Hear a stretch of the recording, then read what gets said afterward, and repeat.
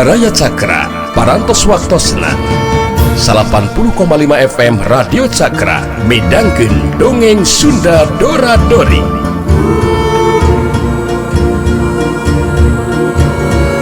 Simkuring sapara kanca ngahaturkeun wilujeng ngadangukeun.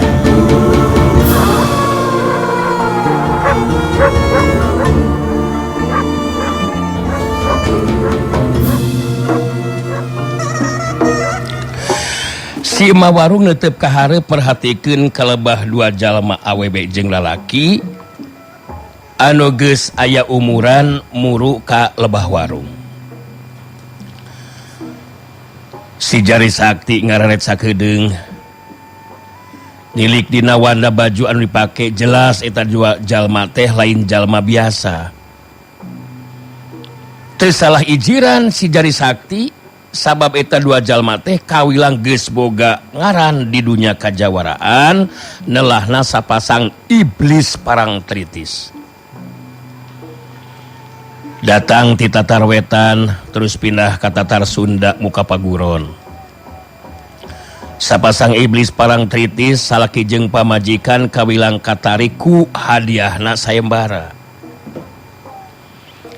Lianti eta oge ngerasa penasaran hayang ngajajal ajen pangartina Sirawing. Sabab muasa mata-mata disayembarakeun mun Sirawing teu mibanda ilmu silat anu punyul. Si Jari Sakti neruskeun hancan daharna. Sedengkeun sapasang iblis parang tritis ngajan tenangtung di hareupeun warung. Nu lalaki harita terus nyarita ditujukeun ka si Mawarung. Ngomong Sundana masih kenit campur jeung basa Jawa dina logat urang wetan.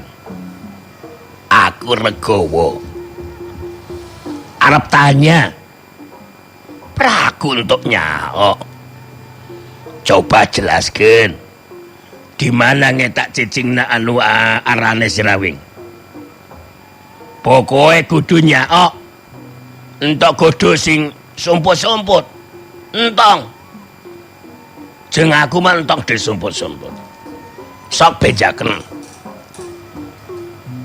Nu awewena oge harita milu cumarita, logatna sarua da puguh pada urang wetan.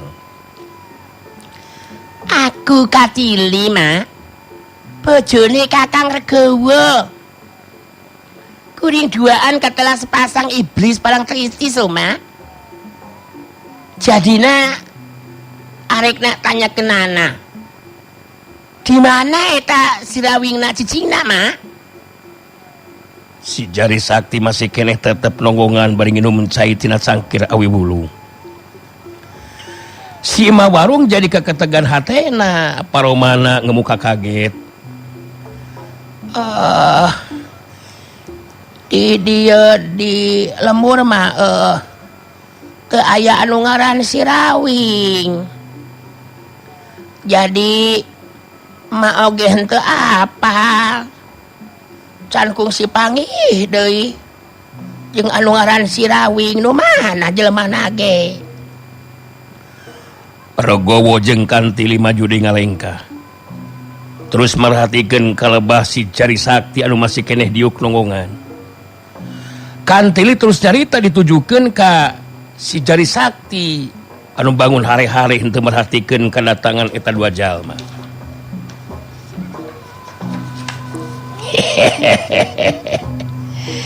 Kisana opo Siraweru nyao entok ke Sirawing dah. Saumpamane nyao asok bejakeun kisana. Di mana cicingna ngetak Sirawingna? Si Jari Sakti nyaol sinakeran ngerubah posisi diukna. Jadi nying hareupan kalebah sapasang iblis parang tritis. Si Jari Sakti ngabagikeun paneuteupeuna ka Regowo jeung Kantili. Dina sikapna anu tenang terus carita. Oh. Jadi andi kaduaan teh nu disebut sapasang iblis parang tritis teh nya. Syukur wae atuh. Urang ayeuna bisa ditempungkeun di dieu. Nah, aya kapentingan naon ya? buat makin nanya kenjeng neneangan si Rawing.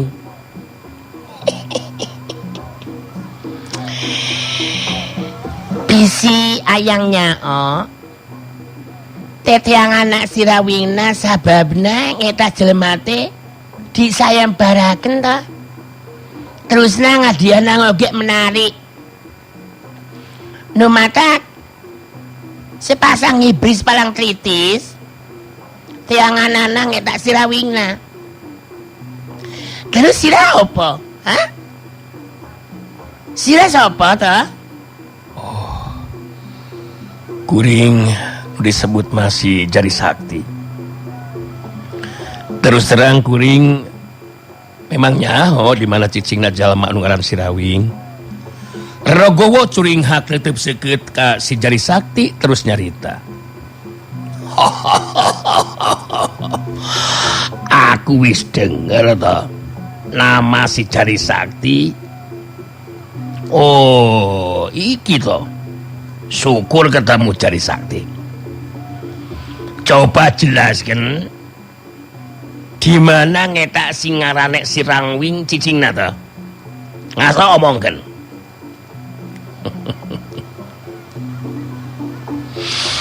Ya, kancang bejaken di mana ngetak si Rawing bedumukanana Jari Sakti. Ngasok gancang ngomongkeun ana. Terus terang kuring kawilang dulu si Rawing. Malah geus nyaho maksud Andika duaan nu tangtun oge hayang ngarah patina si Rawing. Jadi wayahna kuring moal bisa ngabejakeun di mana cicingna eta si Rawing. Regawa langsung nyiak beureum beungeutna terus cerita deui.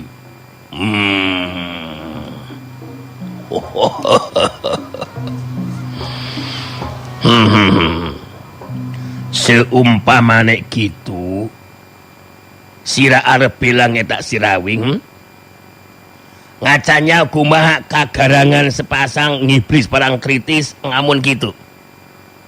Coba.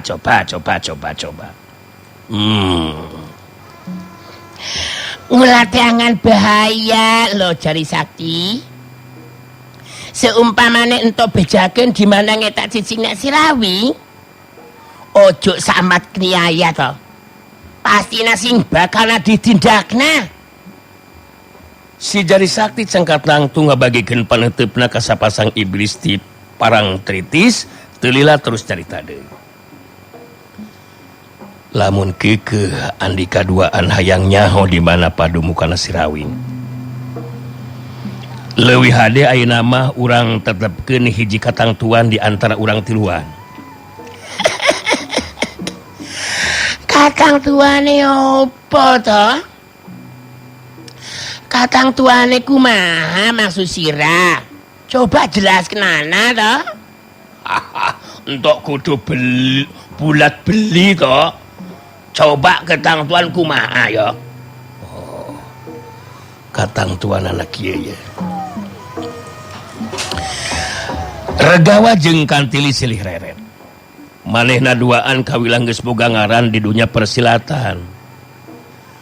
Kawilang salaki pamajikan nu boga ilmu silat anu geus bisa ngangkat ngaran maranehna duaan nepikeun ka meunang julukan sapasang iblis parang tritis. Ayeuna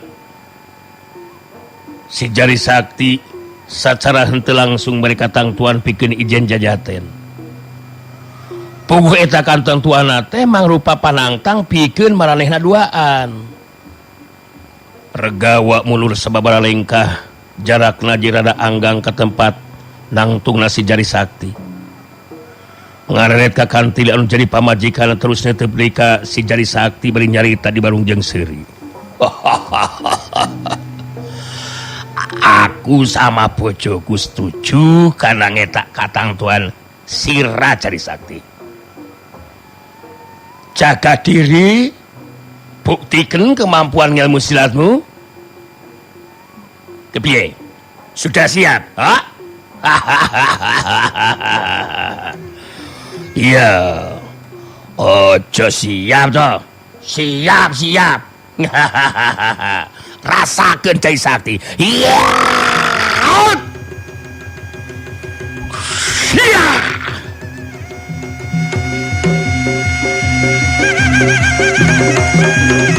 Regowo metakeun leungeun katuhuna. Dua peso leutik anu ukuran sagede curug kawilang senjata rahasiana. Harita ting balasur anu hiji ngarah kana beuheung, anu hijina deui ngarah kana dada belah kencana si Jari Sakti. Siut balasur. Cepetna keran senjata rahasia peso leutik teh ngarah kana sasaran.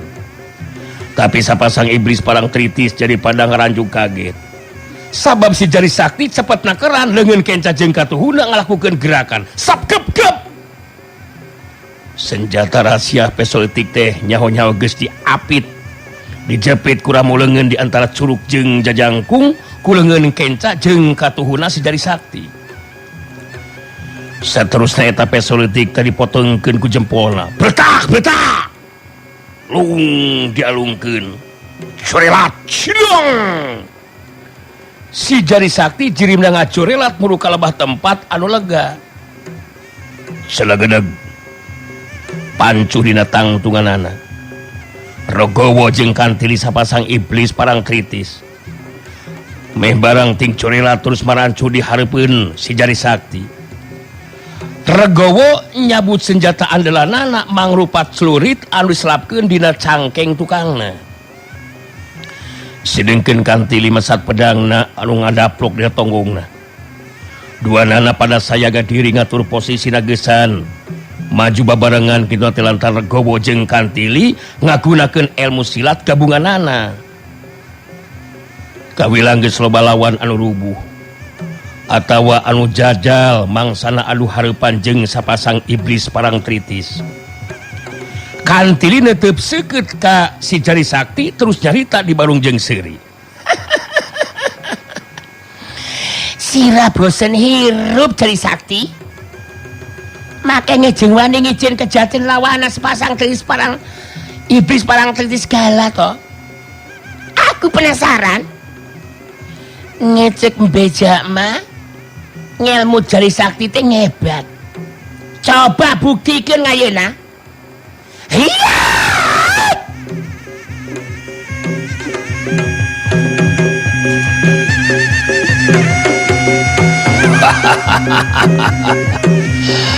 Benar iki tulitku.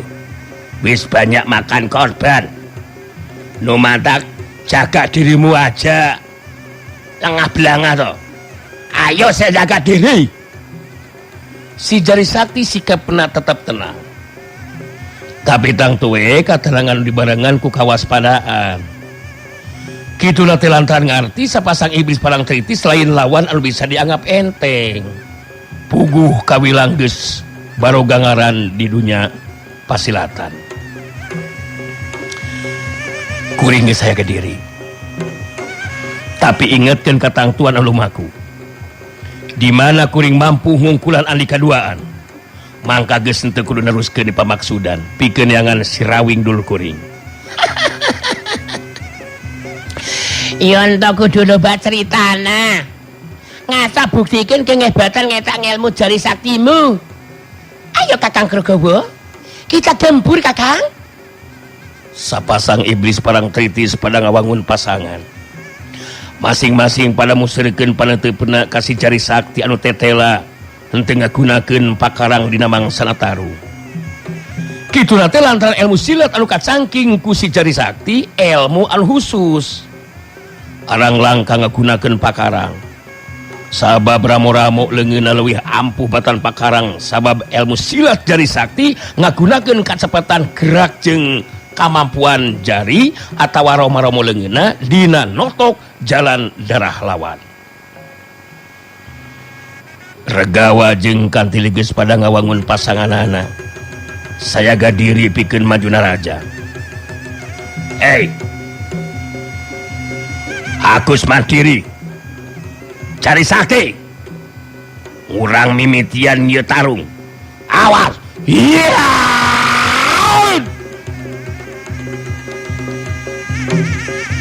sapasang iblis parang kritis harita majuna rajang. Seluruh tergowo ngahyuk angin samberanana. Kuatna keran ngerah kana beheung lawan. Sedengkeun pedang Kartili harita nyabat ngerah kana cangkeng lawan. Gerakan sapasang iblis parang kritis kawilang cepetna keran. Bangun anu nutup kana ruang gerak lawan. Lamun seug lain si Jari Sakti anu jadi lawanna. Piraku henteu kasima ku ayeuna eta panaraja. Tapi di antara tingkul lebatna pakarang lawan anu ngarah kana anggota badana. Harita si Jari Sakti ngacurelat cepetna keran. Srouk! Hiuk curelat plos. Samberan celuy tergowo jeung sabetan pedang Kantili. Ukur nyabat angin. Sabab anu jadi lawan geus pindah tempat. Sapasang iblis parang kritis jadi kaget jeung penasaran. Sabab gerakan si Jari Sakti tetela leuwih cepat gerakanana. Dua nana maju dina rajang tinggal ro patemalan. Ladeni iki seranganku. Hiat! Rasakan pedangku. Hiat!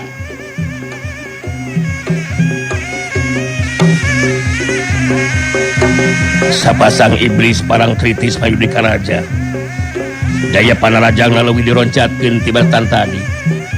Panarajang anu tang tuwe dibarengan jeung ngagunakeun tenaga lapisan.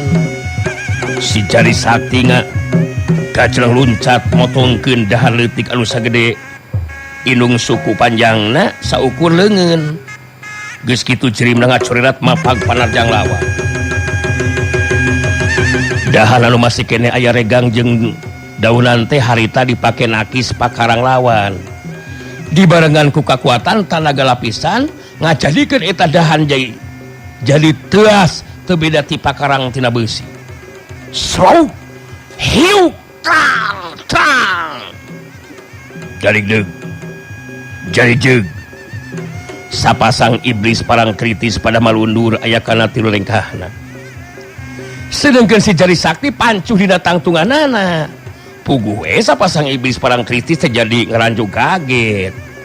Sabab tenaga lapisan lawan nyata leuwih kuat batan tenaga lapisan maranehna duaan. Kantili ngareret ka salakina bari nyarita. Jari Sakti hebat Kakang.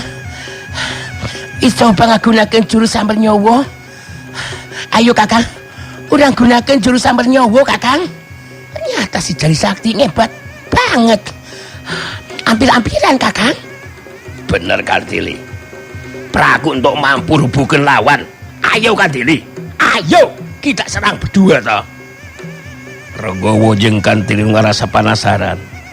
Harita ngawangun di pasanganana pikeun ngagunakeun jurus pamungkasna nu disebut jurus samar nyawa. Dina mangsa maranehna makalangan tacan aya lawan anu bisa lolos nyalametkeun diri nyingkahan kahebatan eta jurus sapasang iblis parang kritis. Ningali wangunan pasangan dilakukeun ku lawan nyata si Jari Sakti, surti sapasang iblis parang kritis teh bakal ngagunakeun jurus andalanana pikeun ngarubuhkeun dirina. Si Jari Sakti bari merhatikeun lawan harita ngupatina jur hatena. Sapasang iblis parang kritis jelas bakal ngagunakeun jurus pamungkasna. Kapaksa ieu mah kudu ngagunakeun jurus Jari Jidewa. Kawilang jurus pamungkasna ilmu silat Jari Sakti pikeun ngungkulan anu jadi lawan. Tergowo netep seukeut ka lawan terus nyarita. Jari Sakti, awas aku sing bakal robohkeun sira. Coba rasakeun ieu jurus sambar nyawa. Hiat!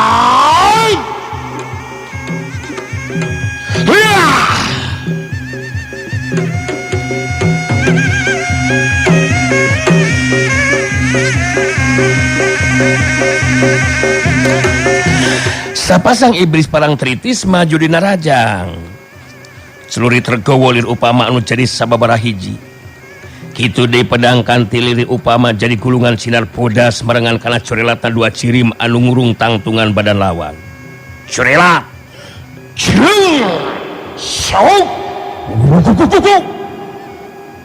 Jurus sambar nyawa anu digunakan ku sapasang iblis parang kritis kawilang hebat. Tapi si Jari Sakti oge geus sayaga ngimbangan gerak panarajang lawan ku jurus Jari Jedewa. Di antara tingkolebatna panarajang lawan harita dahan dina cekelan leungeun si Jari Sakti dipake nakis pakarang lawan. Syuk. Yuk. Kang. Dari deug. Jari jeug. Sapasang iblis parang kritis malunur deui sababaraha lengkah ka tukang. Samemeh bisa marancukeun di tangtunganana. Harita cirim si Jari Sakti ngacurelat ramo-ramo leungeunna notok jalan darah mangrupa urat-urat penting dina anggota badan lawan. Curelat set tek kek. Rogowo teu bisa gerak nangtung teu beda ti patung. Samemeh kantilin nangtukeun sikep jeung tindakan. Harita si Jari Sakti geus ngacurelat deui. Curelat set jalan darahna ditok-tok. Kayan kantil oge jadi teu beda ti salakina. Ngajangteng nangtung teu bisa gerak kawas patung. Leungeun katuhuna masih kenehnya kelan pedangna. Si Jari Sakti pancuh dina tangtunganana. Lung dah nu dipake nakis pakarang lawan teh dialungkeun. Ngabagikeun paneuteup ka sapasang iblis parang tritis anu pada henteu bisa gerak.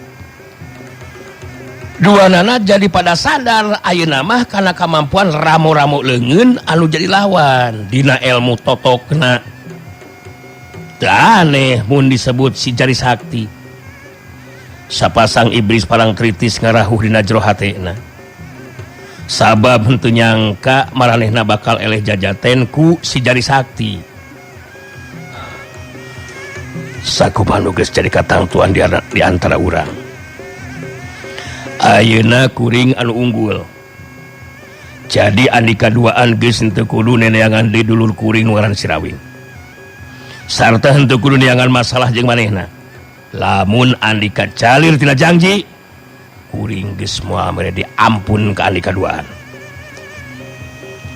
Sapasang iblis parang tritis leungit kagalakanana ayeuna mah. Maranehna kudu ngaku kana kaunggulan anu jadi lawan. Tahapan ajen pangarti si Jari Sakti nyata leuwih punjul. Rogowo harita terus ngomong bangun anu pegat-pegat. Bet asa gejeun rek ngomong oge.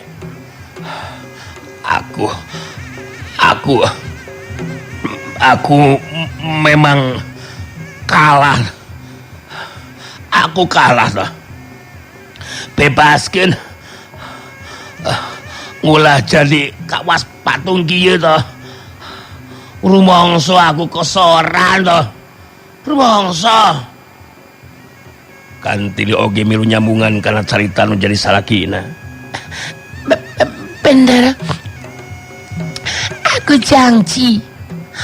Moal arekna teteangan deui ngetak Sirawingna. Arep balik. Jadi bebaskeun pedakuna kawas patung kieu toh. Hade kukuring bakal dibebaskeun.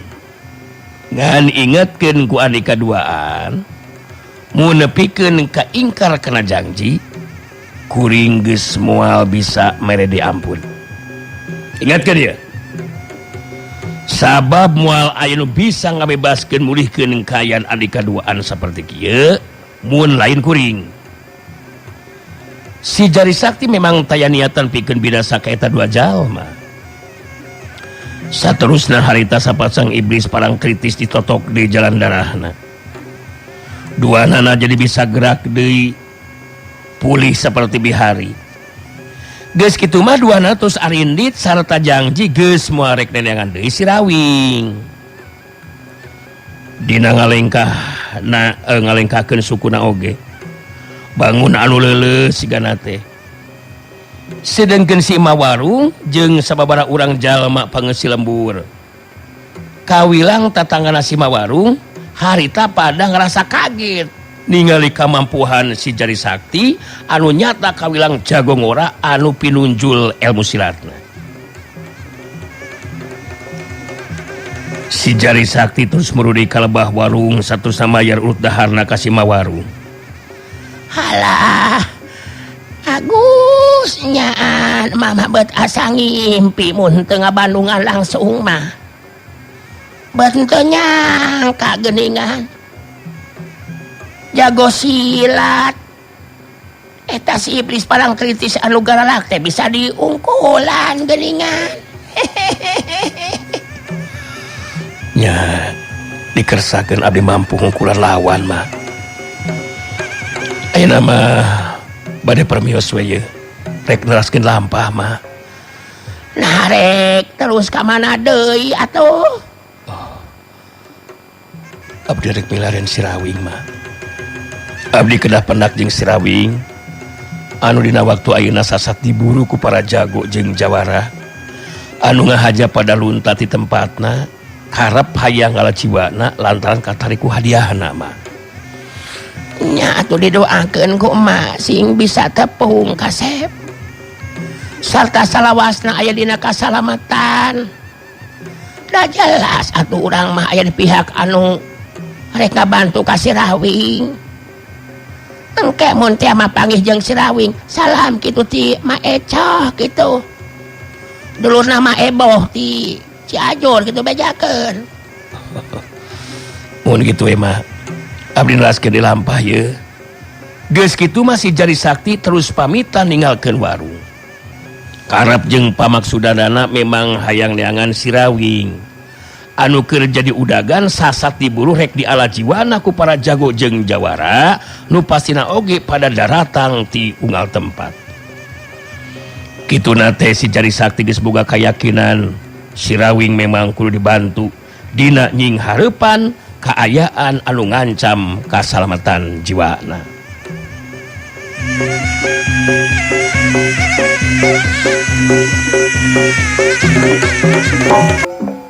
Eta bejate. Alas, urang jauh-jauh lumaku euy. Ari pek ti eueuh anu ditetianganna geuning. Nu pangawakanna pendek harita terus ngajawab. Ari den rantung.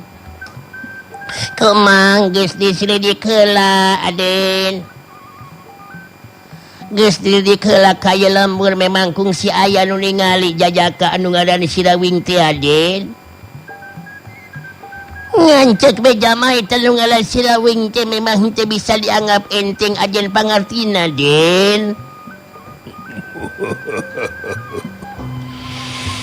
Kita bisa lalu jadi panasaran keur dewek teh uding.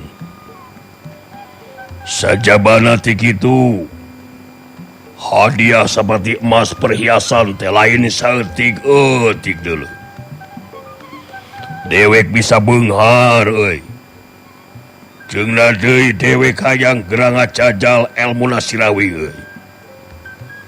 Keudana haon dewek ngulik pangarti ti leuletik. Ngelmu ti lelemut. Diajar pangabisa di tibu budak lamun nepikeun ka henteu bisa ngalaciwana Sirawing uding.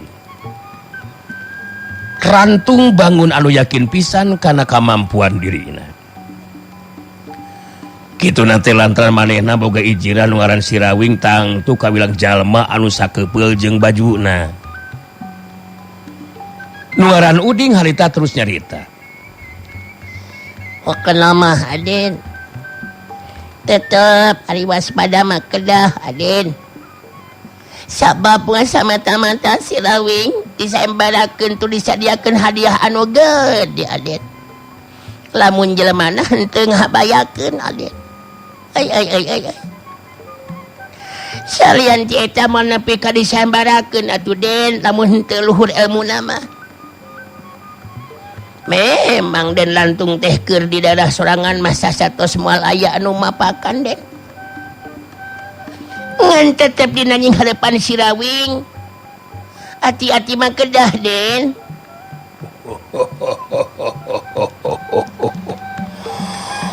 Memang eta pisan anu jadi panasaran ke dewek teh. Nah, tepikeun ka mana kehebatan ilmu nungaran Sirawing. Anu jelas Sirawing benar-benar cumago pisan tah. Jadi kumaha yeuh? Kalebah mana urang neneanganna Sirawing teh Uding? Tuh itu aya warung Den. Cikan urang bari leureuh heula di eta warung Den. Segan we atuh meunang laratan ngeunaan Sirawing mun teh mah bener Sirawing teh aya di lembur. Ya biasana ari nu ngawarung masok ka Jojo. Didatangan ku jalma-jalma. Kitu tah Den. Oge sugan aya karesep di aya seblak tulang Den. Rantu ngawaskeun kalebah warung anu dituduhkeun ku Uding bade gasatyana. Bener oge pikiran ilaing teh euy. Malah dewek oge lapar ieu teh euy. Urang bari nyatu heula we mun kitu mah Uding. Bari sugan meunang katerangan ngeunaan Sirawing. Geus kitu mah duanana terus muru kalebah warung teh. Anu keur leureuh di eta warung teh buh anu keur dahar atau anu keur ngopi. Ningali kadatangan Rantung langsung carengkat tina diukna. Terus arindit lantaran sieuneun ningali tangtungan jeung paroman beungeut anu pikasieun. Si ma warung awewe kolot anu boga warung oge sarua jadi kasima. Bolohok bengong mata simeuteun di barung ku hati anu kaketegan. Ningali kadatangan si Rantung dina waktu harita. Minta dahar ba. Lapar ieu hayang dahar. Sok sadiakeun 3 alas mah. Tenang we, da pasti dibayar ku dewek oge. Dahar mah sarua dewek oge kejo. Tarangan daharan jelema. Sok diuk tah. Dina bangku sering. Dewek mah moal diuk euy, bisi potong dalam bangkuna. Rantung tetep nangtung dalamun diuk mah bisi potong bangkuna. Jadi Uding harita nu diuk dina bangku teh. Nu keur aya di eta warung ting kelemet arindit sarieun. Beut kakara ku ngadenge omonganna oge geus langsung kasima. Uding ngaret ka Rantung betus nyarita. Mangga tuh calik di dieu Den. Beges. Maneh we nu diuk mah Uding. Dewek mah kieu we langtung tidak laon lah. Lain kula naon bisi potong di bangkuna. Kumaha di si mah kalakah molohok kitu. Dahar teh ayeuna mah asok sadiakeun 3 alas mah. Surabi susu saya mohon mangga Aden kayak antosan heula murucut mohon mangga ke Aden. Si Ima warung bener sieun jeung gempeur sigana teh. Harita bari jeung hate anu kaketegan. Terus sieun alas dahar sakumaha anu dipenta ku Rantung. Bari saja runing dahar harita Rantung terus tetelepe ka si Ima warung nananyakeun ngeunaan Sirawing. Ceuk pikirna sahanu nyaho bakal meunang katerangan. Lain. Suga nyaho we mama ya suga nyaho yo. Oh sanu nyaho kungsi datang ka dieu. Mangkeluk anu ngaran Sirawing we. Mun heueuh nyaho di mana tah ku goblokna eta mangkeluk teh. Sok bejakeun ka kuring. Kumaha nyaho? Apa henteu ka Sirawing? Rantung ngomongna kawilang sugal, matak soak anu diajakan ngobrol. Maksud Aden teh mohon Sirawing nu disayembarakeun teh kitu. Samohon kamari-kamari makung si ka dieu eta nu ngaran Sirawing teh Aden. Samohon ari ngeunaan padumukan nama teh tarang mah teh. Da cenah nyata Sirawing majalma anu teu puguh padumukanana kitu tah Aden.